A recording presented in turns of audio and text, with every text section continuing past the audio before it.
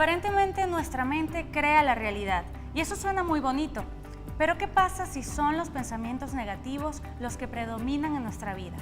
¿Te has puesto a pensar cuántos pensamientos negativos tienes durante el día? ¿Sabías que el cerebro no distingue entre algo que estás pensando y algo que está ocurriendo? Y es natural que nos preocupemos por las cosas de la vida. Sin embargo, está comprobado que mientras más nos enfoquemos en lo negativo, más problemas llegan a nuestra vida. Es un asunto que parece estar separado de la medicina, pero no lo está. Aquí el doctor Guadalupe Chávez Torres nos explicará cómo con su protocolo médico-científico anti-envejecimiento celular logra resarcir daños tanto físicos como emocionales del paciente, dando como resultado una mejoría inmediata en su salud. Tendremos también una cápsula muy interesante con Martín Herrera, especialista en masoterapia tradicional mexicana y manejo psicofisiológico de las emociones, que nos explicará cuál es el ciclo de vida de una emoción y por qué un manejo inadecuado nos acarrea tantos problemas de salud. Como veremos en el programa, las células del cuerpo pueden escucharnos y actuar en consecuencia. Así que sé muy cuidadoso con lo que piensas, porque va a hacerse realidad. Tendremos también en el estudio a David Fernández de Ceballos, inventor y doctor en investigación y desarrollo de tecnología. También al doctor Guadalupe Chávez Torres, autor del protocolo científico anti-envejecimiento celular.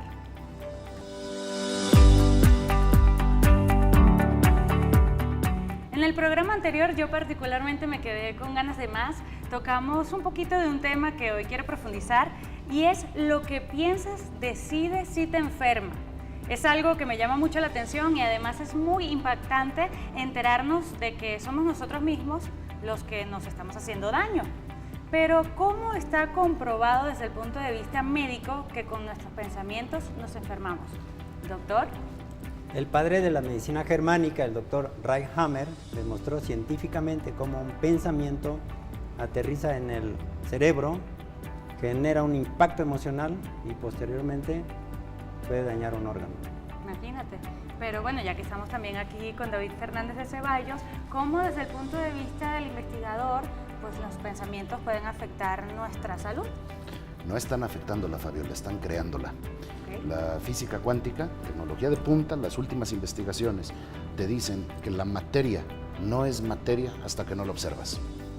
Si pensar en la dualidad onda-partícula de un electrón, en donde se está comportando como onda, energía, y como partícula, y hasta que es observada colapsa en forma de materia, ¿te parece antinatural? Piensa esto, hay una historia, ya de todos muy conocida, de un condenado a muerte, que le hicieron un experimento para ver cómo la mente afectaba el organismo. Le simularon un corte, obviamente esta persona no sabía nada, le simulan un corte y le ponen la grabación de un suero en una cubeta, en donde él piensa que es su sangre la que está saliendo. Cuando empiezan a cerrar la válvula, la sangre se empieza a detener, él palidece, sufre un infarto y muere. Nadie le había cortado. Su mente creyó que estaba desangrándose y se murió con la sintomatología de un desangramiento sin haber perdido una gota. Pero él estaba tapado, Él no sabía, le dijeron que era un proceso más piadoso para matarlo y que le iban a cortar, le dijeron los síntomas que iba a sentir, los empezó a sentir y se murió. No puedo creer esto, imagínate. Tu mente crea la realidad. Claro, o sea, él sintió que se estaba muriendo y estaba totalmente bien y ahí quedó. Correcto. Y de eso hablamos de los hipocondríacos, o sea, ¿es similar lo que me estás diciendo de que piensas una cosa y ya te sientes así? ¿O? No, la hipocondria viene del griego, de la teoría humoral, que en el hipocondrio, según se almacenaban ciertos vapores. La hipocondria ahorita está catalogada como una enfermedad mental en donde hay un síntoma imaginario, ¿no? Estamos hablando de que realmente tus pensamientos tienen un impacto directo sobre el organismo, más allá de lo emocional o más allá del reino subjetivo de las ideas, en el reino de lo material.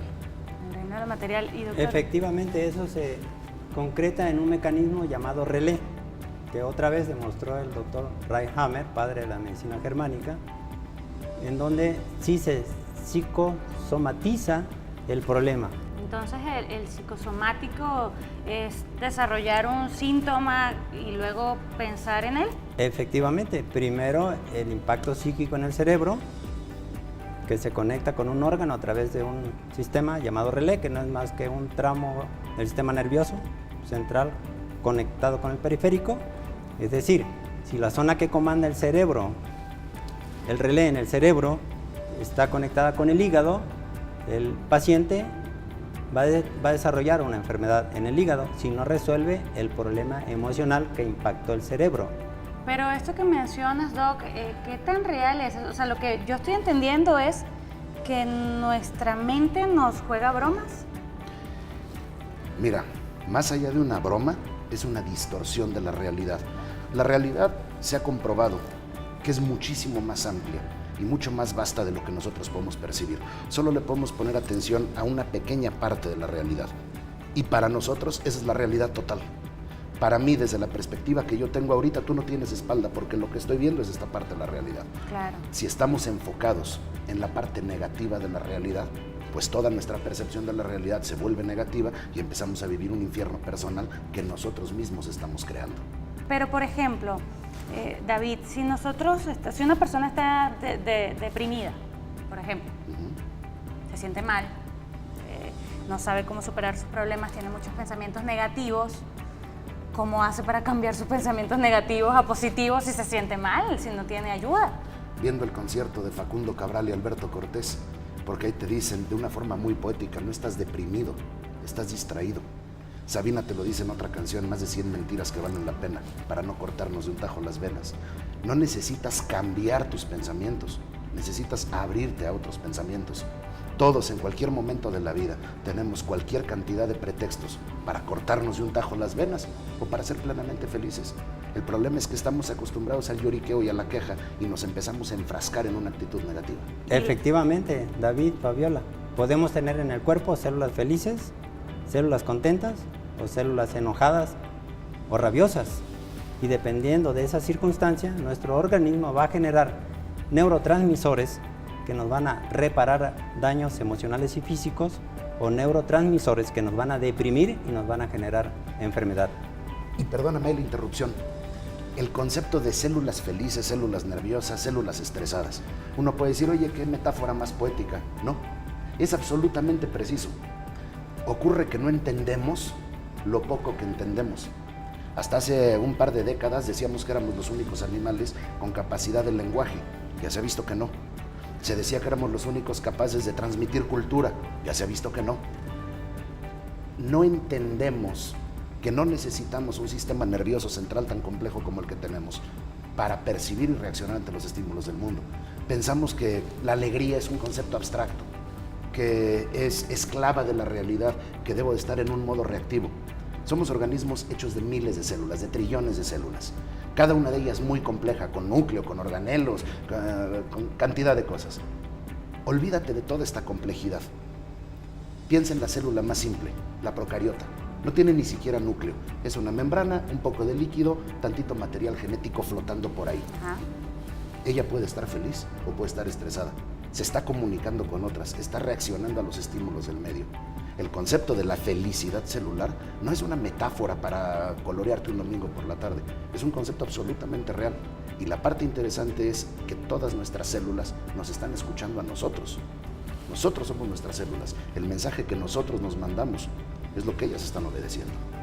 Y así también como enviamos señales negativas, también podemos enviar señales positivas, ¿no? Sí, por supuesto. ¿El efecto placebo tiene algo que ver por ahí? Sí, ahorita estamos hablando más de un efecto nocebo, que es la parte negativa. Yo espero que me ocurra algo malo, yo espero que un tratamiento no me funcione. Ese es el nocebo. El placebo es otro tipo de distorsión cognitiva. Está orientada a la parte positiva de la distorsión. Si yo espero que del tratamiento del doctor me venga un resultado favorable, yo ya estoy predisponiendo mi organismo a que reaccione de forma favorable a lo que hago con él. Efectivamente es un tipo de distorsión cognitiva. Y va a ayudar. Claro que ayuda. Claro, ¿de qué te sirve el sistema, el protocolo que he desarrollado, que ya, bueno, le está dando la vuelta al mundo, como lo saben ustedes? Sí, a los 5 minutos de que le abonamos al capital biológico del paciente, sigues con tus pensamientos negativos. Es por eso que ponderamos en esta parte la cuestión física y la cuestión emocional. Es decir, la reparación debe ser integral, completa. Y es muy importante lo que está diciendo el doctor, de que te sirve, pues todo el tratamiento, esta maravilla que ha creado el doctor Guadalupe Chávez Torres del protocolo científico de antienvejecimiento celular, si estás todavía manteniendo esas emociones y pensamientos negativos. Y de hecho, no es como lo que dicen, no son los hechos los que perturban a las personas, sino la interpretación que hacen de estas situaciones, ¿no? Y saber detectarlas a tiempo, saber detectar lo que afecta, analizarlo, nos ayudará a tener una mente sin duda más clara, desarrollando actitudes más realistas y sobre todo positivas, que es lo más importante. Pero como nosotros, lo que nos interesa precisamente es poder brindarles a sus casas la mayor cantidad de información, hemos traído hasta el estudio a Martín Herrera, que bien lo había presentado ya el doctor, especialista en masoterapia tradicional mexicana y manejo psicofisiológico de las emociones. Vamos a ver todas las maravillas que nos tiene que hablar Martín Herrera.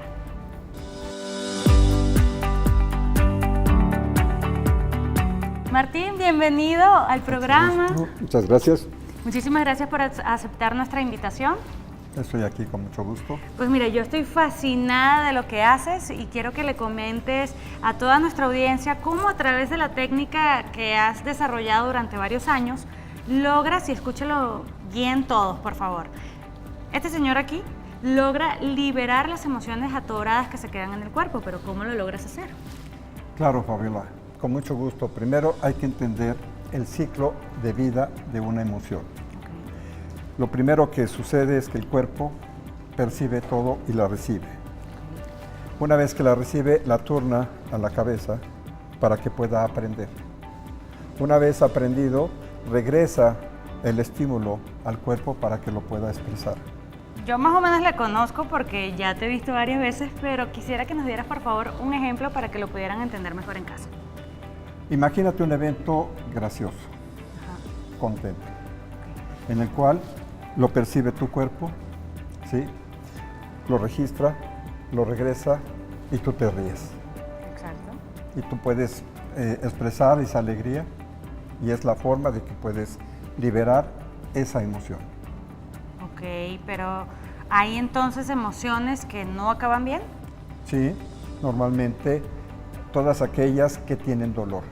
Cuando somos lastimados, cuando sentimos que somos agredidos, son emociones que el cuerpo las percibe, se contrae, busca la manera de quererlas mandar a la cabeza y empieza a razonar. Okay.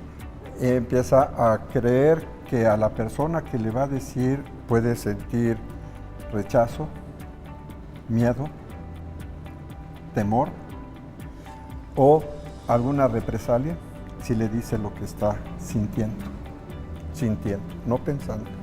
Y entonces el estímulo lo guarda en el cuerpo y en una parte del cuerpo se aloja con unas microcontracturas. Ok, pero si se queda en el cuerpo, ¿por qué no tendemos a expresarlas de la misma manera que la risa y la carcajada? Primero, el objetivo principal es el miedo. Siempre tenemos miedo al no saber cómo va a reaccionar la gente que nos está dando ese estímulo. Y entonces sentimos rechazo, podemos sentir pena, vergüenza, y eso hace que nos contraigamos y no podamos expresar. ¿Y cómo se quedan todas esas emociones negativas por miedo, vergüenza? ¿Cómo se quedan almacenadas en el cuerpo? Normalmente, al sentir el estímulo y reprimirlas, se hace una microcontractura. Esta se aloja en el cuerpo y la función del hígado es proteger el cuerpo. A la microcontractura siempre le va a proteger con una capa de grasa.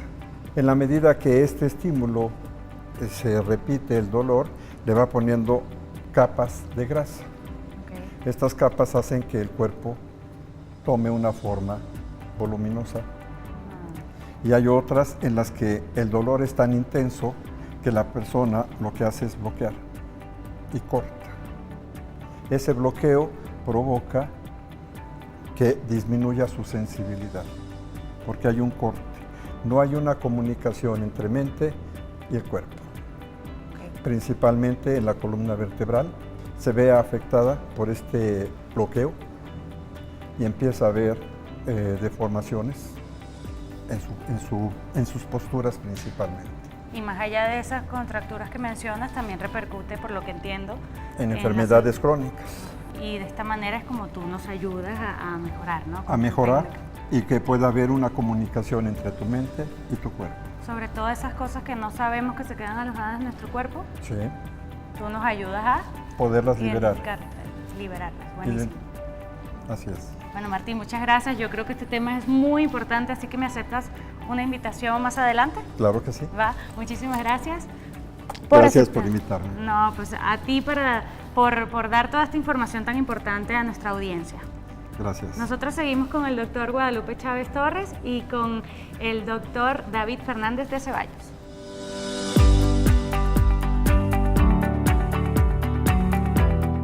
Como bien lo vimos, lo peor que puedes hacer por tu salud es pensar de manera negativa. Si dices todo el tiempo que me siento mal, tu cuerpo, créeme, te dará la razón. Pero bueno, doctor, algunas palabras antes de cerrar el programa, que ya nos estamos yendo. Pues que no podemos aspirar a resolver un problema de salud de un paciente como cáncer, diabetes, artritis, si no miramos el cuerpo físico y el cuerpo emocional. Definitivamente es un reto que tenemos, por eso hemos incorporado a Martín Herrera para que nos ayude en esa parte y aterrizarla al 100%. Y que las personas creen que esto nada más es curar el cuerpo y ya, ¿no? Es lo que estamos hablando y dándole tanta importancia a los pensamientos. Es muy importante que de verdad decidas y quieras sanar, ¿no? David, ¿qué nos puedes platicar un poquito ya para despedirnos? Bien, efectivamente coincido con el doctor.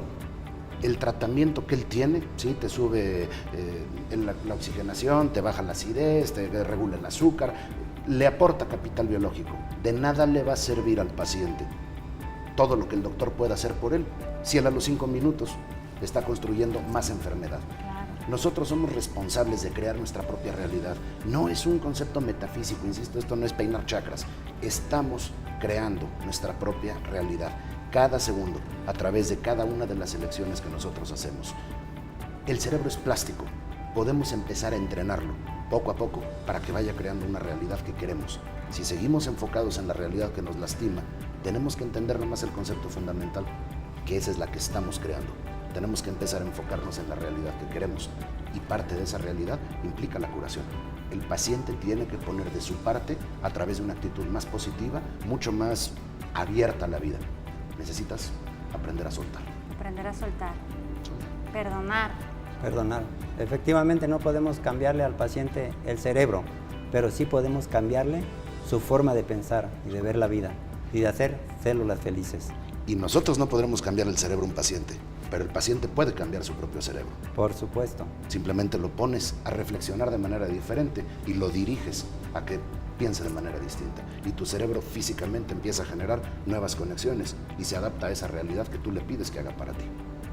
Efectivamente, es ahí donde entramos y trabajamos en esa parte, con los 3 puntos que manejo desde el punto de vista personal para resolver estos problemas psicológicos, emocionales y mentales. Además del capital biológico. Además del capital biológico. Y por supuesto, con el trabajo de Martín Herrera, pues lo mejoramos. Esa es la idea, seguir haciendo unión de todos los aspectos importantes que encontremos en investigación. Bueno, yo digo encontremos como que si yo me puse a investigarlo, pero bueno, ya yo me siento parte del equipo. ¿Y eres? Muchas gracias. Claro. Yo espero que nos veamos en el próximo programa. ¿Vale? Sí, porque me ha Por encantado supuesto. compartir con ustedes y sobre todo brindarle información a todas las personas que nos ven en casa. Estoy encantada con este tema, la importancia que tienen los pensamientos negativos en desmejorar nuestra salud, pero entonces la importancia que tienen los pensamientos positivos. Así que solo hay que enfocarnos en las cosas buenas que tenemos en la vida y en sanar, en estar saludables. Pero no es nada más enfocarse en la parte positiva, es también hacer el acto consciente y creativo de soltar la negativa.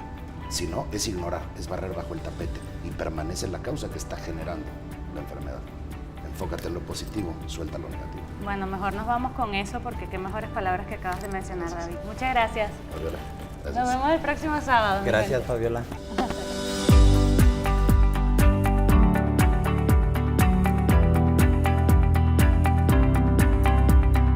Yo soy el doctor Antonio Juárez y estoy muy impresionado por el tema que se está tocando hoy, y es: lo que piensas decide si te enfermas. Han estado hablando los expertos respecto a lo psicosomático de las patologías, a cómo es que de pronto un sentimiento, una emoción tiene el poder de enfermarte a partir de cómo es que tú crees o percibes la realidad y el mundo. Y en lo que hace a nuestra cápsula, que tenemos el honor de platicar con ustedes, hablábamos en la cápsula anterior, y nuestro tema es la problemática de salud pública, los problemas que hay, la fractura en la comunicación médico-paciente, las instituciones de salud pública. Y mi pregunta, lo que me hace pensar es: ¿se podrá enfermar también la sociedad? Es decir, lo que nos hacen creer estos fenómenos psicosociales en los cuales de pronto empezamos a criminalizar a aquellos que se han formado para ayudarnos. A estos médicos que tienen por lo menos 7 a 10 años formándose, el sistema, de pronto los mismos medios de comunicación, las personas empezamos a llegar a verlos a ellos, y antes de conocerlos, antes de hacer un vínculo de confianza, de pronto los vemos como alguien que nos pudiese dañar. Y en otro sentido también de pronto pasa a la inversa, es decir, también el médico o el profesional de la salud, antes de conocer a este paciente, antes de darle la oportunidad de hacer un vínculo emocional o afectivo o de conectarse más con él, ya tiene miedo de que lo demanden, ya empieza a verlo como un riesgo de una demanda. ¿Esto podrá ser posible? En lo particular, yo siento que sí. Siento que toda esta nueva ola de desprestigio hacia el gremio médico, todas las problemáticas en los sistemas de salud pública que hay en cuanto a la prestación, a la sobredemanda. Simplemente quisiera recordar un dato. En México hay cerca de 343,000 médicos y habemos 120 millones de personas que requerimos servicios de atención médica. Y esto no es todo, hay otra problemática. Los mexicanos, me incluyo y hablo primero por mí, no vemos por nuestra salud en fases preventivas y anticipativas. Generalmente esperamos a que ya nos dé una complicación la enfermedad. Esperamos a tener diabetes, niveles altos de glucosa, esperamos a sentirnos mal para en realidad ir al médico, y no vamos de manera preventiva. Eso también es un problema. En realidad, esta problemática que involucra instituciones, pacientes y médicos, lo consideramos, en lo particular lo considero un problema de salud pública. ¿Por qué? Porque los médicos, su esencia es ayudar. Ellos están hechos para poder ayudar, y muchas veces la propia creencia del paciente de que el médico está ahí para dañarle, estos famosos 15 minutos que se les dan en algunas instituciones a los médicos para atender a un paciente de primera vez, en el cual tienen que checar cómo está su frecuencia cardíaca, su frecuencia respiratoria, su temperatura, su tensión arterial, en el cual tienen que hacer una inspección física por aparatos, órganos y sistemas, siendo el caso que somos seres humanos tan complejos, con sistemas tan complicados, que 15 minutos no alcanzan. Y entonces el médico se estresa, que ese será un tema que hablaremos en otras cápsulas, pero también el paciente le estresa tener que transmitir en 15 minutos todo este grado de complejidad, que además involucra algo más que la patología per se. Somos entes biopsicosociales, y el paciente ha perdido la oportunidad en estos 15 minutos de contarle al médico cómo se siente. Anteriormente el médico se caracterizaba por ser un escucha. El médico se consideraba alguien que aconsejaba al paciente. De hecho, lo primero que preguntaba hace algunas décadas el médico era ¿cómo se siente hoy? ¿Por qué? Para conectar esta parte mental, esta creencia del paciente. Si te sientes mal, nos decían los expertos en otras cápsulas, si te sientes mal, entonces vas a estar mal. Y el médico en este escaso tiempo no tiene la oportunidad de tratar al paciente de forma integral. ¿Cuál es el mensaje? El mensaje creo que es que como pacientes debemos entender que aquella persona que está debajo de esta bata, que está detrás de un escritorio, es un ser humano que siente, que se cansa, ¿por qué no? Que se puede equivocar, y que también hay otros factores detrás de él, hablando de las instituciones, que no le permiten darnos una atención de calidez y oportuna. Y médicos, recordemos que la calidad a lo mejor no es un factor que esté en sus manos, pero la calidez sí. La invitación es a que el médico también entienda que el paciente, aquella persona, aquel ser humano que no es un número, que está detrás de su escritorio, es una persona que siente, es una persona que espera que le resuelvan una situación y que está estresada, que está preocupada por un problema de salud. y que usted, médico, se formó para tratar de ayudarlo. La invitación, médicos, es que regresen a esta fase romántica cuando decidieron estudiar medicina con el afán de ayudar. Ningún médico se forma para tratar de dañar. Todos lo hicieron con el afán de ayudar. Mi nombre es Antonio Juárez y me despido de todos ustedes con mucho cariño y nos vemos en la próxima cápsula.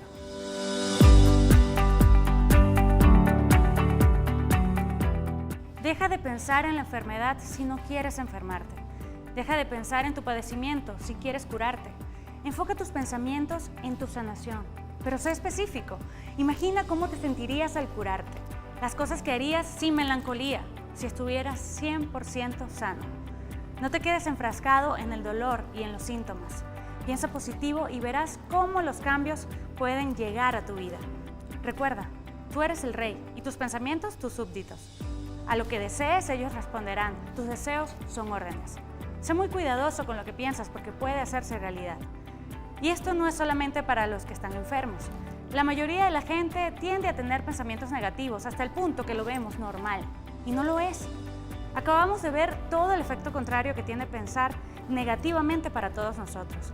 El daño que produce en tu cuerpo y en tu mente. Se puede pensar positivo, se puede ser positivo. Así que inténtalo y cambiarás por completo tu vida. Recuerda escribirnos a nuestro correo electrónico luchaporvivirtv@gmail.com y llamarnos al teléfono de contacto que aparece aquí en pantalla 442-440-2396. Nosotros nos vemos el próximo sábado a las 10:30 de la mañana por el canal 9.